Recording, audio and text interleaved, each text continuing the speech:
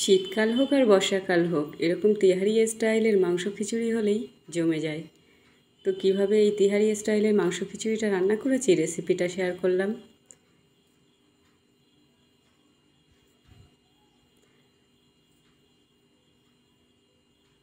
তো মাংস খিচুড়ি বানানোর জন্য দু রকম ডাল আর চাল আমি এটাকে আধা ঘন্টা ভিজিয়ে রেখেছিলাম।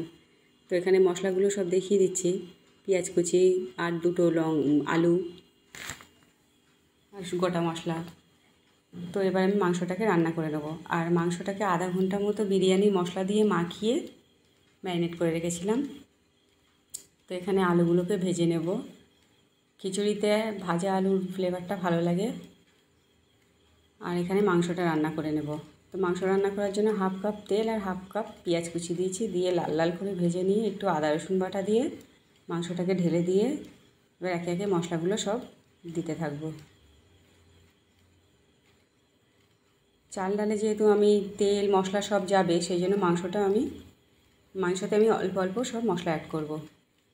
ওধারে আমার আলু ভাজা চলছে, এধারে মাংসটাকে কষানো চলছে। লাল লাল করে ভালো করে ভেজে নেব আলুটাকে। আলুটা ভাজা হয়ে গেছে, সব তুলে নিচ্ছি। আধা ঘন্টা হয়ে গেছে, চাল ডালটাকে আমি ছেঁকে নিচ্ছি।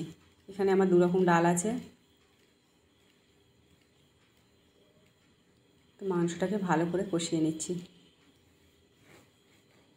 নেওয়ার পর 80% মাংসটা সিদ্ধ হতে দেবো। আর এখানে খিচুড়ি চাপানোর জন্য আমি 1 কাপ তেল দিয়েছি, একটা শুকনো লঙ্কা দিয়েছি আর গরম মশলা দিয়েছি গোটা।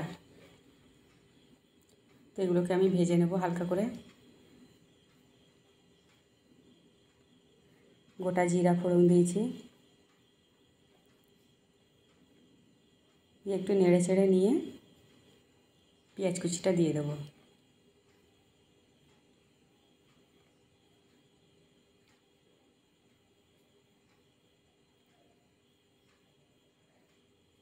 পেঁয়াজ কুচিটাকে আমি বেশি ভাজবো না, হালকা করেই ভেজে নেব, কাঁচা গন্ধটা যাওয়া অবধি।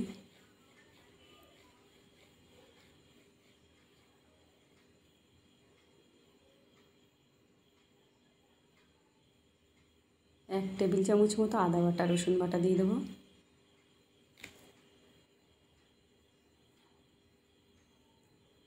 তো এগুলোকে কষিয়ে নিয়ে এবার চাল ডালটাকে ঢেলে দিয়ে ভালো করে কষাবো।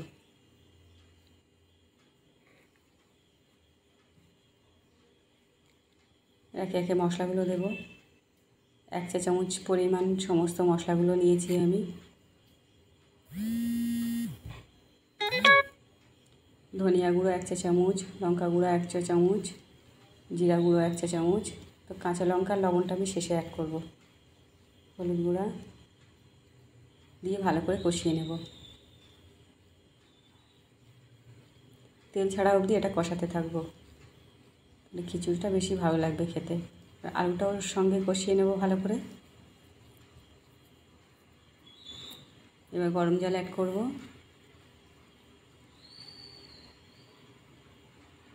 তো আমি জলের মাপটা দেখিয়ে দিচ্ছি। চাল থেকে 4 আঙুল পরিমাণ জলটা উঠে থাকবে।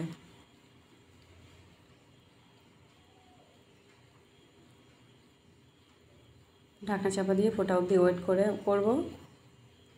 গ্যাসের ফ্লেমটা মিডিয়াম আছে করে দিয়ে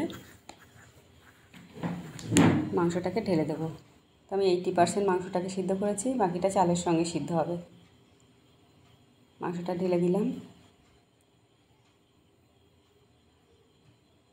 কাঁচা লঙ্কা আর লবণটা অ্যাড করলাম। তো মাংসে লবণ আছে, সেই বুঝেই দিতে হবে লবণটা। সব কিছু মিশিয়ে নিয়ে ঢাকনা চাপা দিয়ে কিছুক্ষণ রান্না করব। গ্যাসের ফ্লেমটা মিডিয়ামে করে দেবো।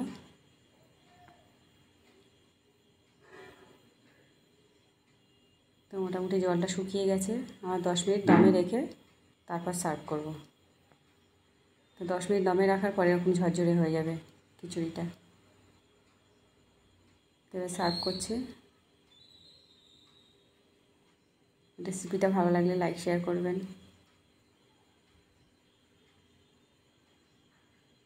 তো আমি এখানে কাঁচা পেঁয়াজ আর কাঁচা লঙ্কার সঙ্গে সার্ভ করছি। কমেন্ট করে জানাবেন কেমন লাগলো। তো মাংসটা কেমন সিদ্ধ হয়েছে দেখুন।